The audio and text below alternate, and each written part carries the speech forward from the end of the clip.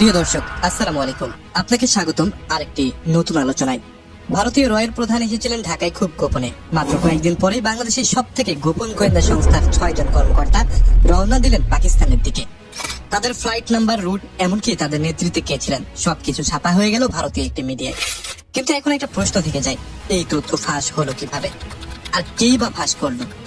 আজকের ভিডিওতে আমরা খুলে দেখাবো এই রহস্যের প্রতিটি স্তর। সাথে থাকবেন, মিস করবেন না কিন্তু। একটি তারিখ যা হয়তো অনেকের চোখ এড়িয়ে গিয়েছে, কিন্তু গোয়েন্দা মহলে এই দিনটা ছিল অত্যন্ত স্পর্শকাতর। ভারতের বৈদেশিক গোয়েন্দা সংস্থা রয়ের প্রধান পরাগ জৈন সহ 4 সদস্যের একটি উচ্চ পর্যায়ের প্রতিনিধি দল নিয়ে ঢাকায় পা রাখেন। এই সফর সাধারণ কোনো কূটনৈতিক সফর ছিল না। বিভিন্ন প্রতিবেদন বলছে এই সফরটি হয়েছিল খোদ ডিজিএফআই এর আমন্ত্রণে। বাংলাদেশের শীর্ষ নিরাপত্তা কর্মকর্তাদের সঙ্গে তাদের বৈঠক হয়েছে। সরকারি ব্যাখ্যা ছিল সহজ, এটা নিয়মিত গোয়েন্দা যোগাযোগের অংশ। কিন্তু আসল ঘটনা তার পেছনে লুকিয়ে ছিল। কি সেটা বলছি। প্রধানের ঢাকা সফরের রেশ কাটতে না কাটতেই নতুন এক খবর সামনে এসেছে। ডিজিএফআই এর 6 জন কর্মকর্তা রওনা দেন পাকিস্তানের রাজধানী ইসলামাবাদের দিকে। এই খবরটা প্রথম প্রকাশ করে ভারতের আসাম ভিত্তিক সংবাদ মাধ্যম নর্থ ইস্ট নিউজ। সেটা হয়েছিল 15 তারিখে। আর এখানেই তৈরি হয় আসল বিতর্ক।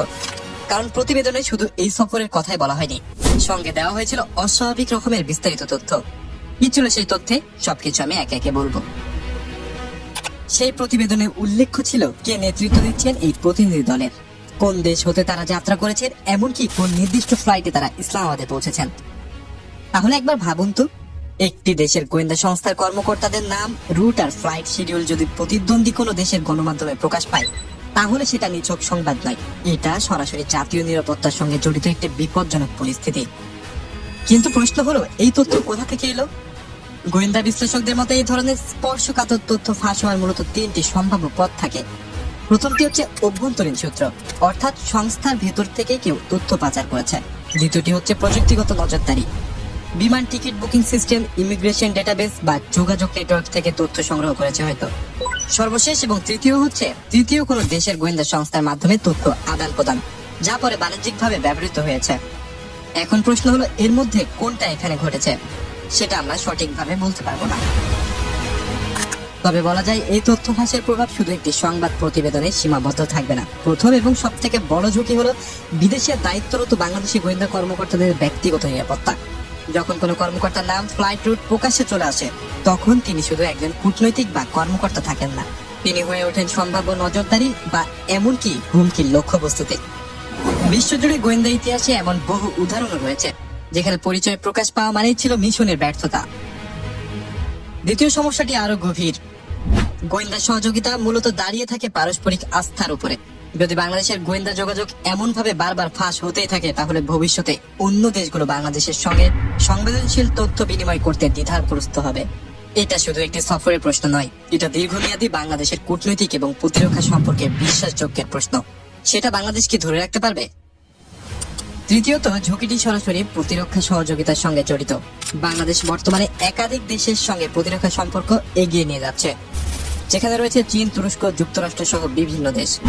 যদি কোনো অংশীদার দেশ মনে করে বাংলাদেশের ভেতরে তথ্য সুরক্ষার ঘাটতি রয়েছে, তাহলে তারা সংবেদনশীল প্রযুক্তি বা তথ্য হস্তান্তরে বাড়তি সতর্কতা অবলম্বন করবে। আর এটা দীর্ঘমেয়াদে বাংলাদেশের প্রতিরক্ষা আধুনিকরণ প্রক্রিয়াকে ধীরে করে দিতে পারে। এখন ব্যাপারটা বুঝতে পারছেন কি ডেঞ্জারাস একটা সিচুয়েশনের মধ্যে বাংলাদেশ যাচ্ছে। এখন এই পুরো ঘটনাকে যদি বড় প্রেক্ষাপট দেখি, তাহলে একটা আকর্ষণীয় প্যাটার্ন চোখে পড়ে। একদিকে রয়ের প্রধানের ঢাকা সফর, অন্যদিকে ডিজিএফআই এর পাকিস্তান সফর। এই দুটো ঘটনা প্রায় কাছাকাছি সময়ে ঘটেছে, কিন্তু এটা কি নিছক কাকতালীয়, নাকি এর পেছনে আছে একটা বৃহত্তম আঞ্চলিক গোয়েন্দা সহযোগিতার ছায়া? তবে সতর্ক থাকা জরুরি। এই মুহূর্তে কোনো নিশ্চিত প্রমাণ ছাড়া এটাকে সরাসরি কোনো ষড়যন্ত্র বলে দাবি করা ঠিক হবে না। তবে এই ঘটনাকে বুঝতে হলে বর্তমানে বাংলাদেশ এবং ভারতের সম্পর্কটার অবস্থাটাও মাথায় রাখতে হবে। সম্প্রতি সময়ে দুই দেশের সম্পর্ক গেছে নানা টানাপোড়েনের মধ্যে দিয়ে। একদিকে কূটনৈতিক টানাপোড়েন, অন্যদিকে গোয়েন্দা পর্যায়ে যোগাযোগ চলমান রয়েছে। এই দ্বৈত পরিস্থিতি এই মুহূর্তকে আরো স্পর্শকাতর করে তুলেছে। এমন একটা সময় যদি সংবেদনশীল তথ্য বাইরে চলে যায়, তার প্রভাব শুধু গোয়েন্দা মহলে সীমাবদ্ধ থাকে না, সেটা ছড়িয়ে পড়ে পুরো দ্বিপাক্ষিক সম্পর্কের উপরে। তাহলে সব মিলিয়ে যে প্রশ্নগুলো থেকে যাচ্ছে তা হলো, বাংলাদেশের গোয়েন্দা কর্মকর্তাদের বিদেশ সফর সংক্রান্ত তথ্য আসলে কতটা সুরক্ষিত? কোথাও কি অভ্যন্তরীণ তথ্য ফাঁসের কোনো সুযোগ রয়েছে, নাকি প্রযুক্তিগত দুর্বলতার কারণেই এই তথ্য বাইরে চলে যাচ্ছে? আর সব থেকে গুরুত্বপূর্ণ প্রশ্ন, কোন বিদেশি গোয়েন্দা সংস্থা এই তথ্য সংগ্রহ করেছে এবং কি উদ্দেশ্যে তা গণমাধ্যমে প্রকাশ করা হচ্ছে? এরপর যেটা বলবো সত্যি সেটা অবাক করার মতো। বিশ্ব ইতিহাসে গোয়েন্দা তথ্য ফাঁসের ঘটনা নতুন কোনো কিছু নয়। বিভিন্ন দেশে দেখা গিয়েছে প্রতিদ্বন্দ্বী গোয়েন্দা সংস্থাগুলো ইচ্ছাকৃতভাবে প্রতিপক্ষের কার্যক্রম সংক্রান্ত তথ্য গণমাধ্যমে ছড়িয়ে দেয়। উদ্দেশ্য থেকে মনস্তাত্ত্বিক চাপ তৈরি করা, আন্তর্জাতিক সম্পর্কে সন্দেহ ছড়ানো অথবা প্রতিপক্ষের মিত্রের মাধ্যমে অবিশ্বাস তৈরি করা। দক্ষিণ এশিয়ার প্রেক্ষাপটে এই ধরনের তথ্যযুদ্ধ কিন্তু নতুন কোনো ঘটনা নয়, তবে এবার তার কেন্দ্রে সরাসরি রয়েছে বাংলাদেশ। তাহলে বাংলাদেশের এখন করণীয় কি? বিশেষজ্ঞদের মতে সব থেকে জরুরি পদক্ষেপ হলো এই অভিযোগের একটি নিরপেক্ষ এবং পূর্ণাঙ্গ তদন্ত পরিচালনা করা, তথ্য ফাঁসের প্রকৃত উৎস চিহ্নিত করা, পাশাপাশি গোয়েন্দা যোগাযোগ এবং অপারেশনাল তথ্য সুরক্ষার প্রযুক্তিগত এবং প্রাতিষ্ঠানিক কাঠামো আরো শক্তিশালী করা প্রয়োজন। কারণ একবার আস্থার সংকট তৈরি হলে তা পুনরুদ্ধার করা সহজ কাজ না। বাংলাদেশকে এখন সেই পরিস্থিতির ভিতরে দিয়ে যেতে হবে এবং এটার মোকাবেলাও করতে হবে। সামনের দিনগুলোতে এই ঘটনা কোন দিকে মোড় নেবে তা এখনই নিশ্চিতভাবে বলা কঠিন। তবে একটা বিষয় স্পষ্ট, প্রধানের ঢাকা সফর এবং ডিজিএফআই এর পাকিস্তান যাত্রা, এই দুটো ঘটনা মিলিয়ে দক্ষিণ এশিয়ার গোয়েন্দা রাজনীতিতে একটা নতুন অধ্যায় শুরু হয়েছে।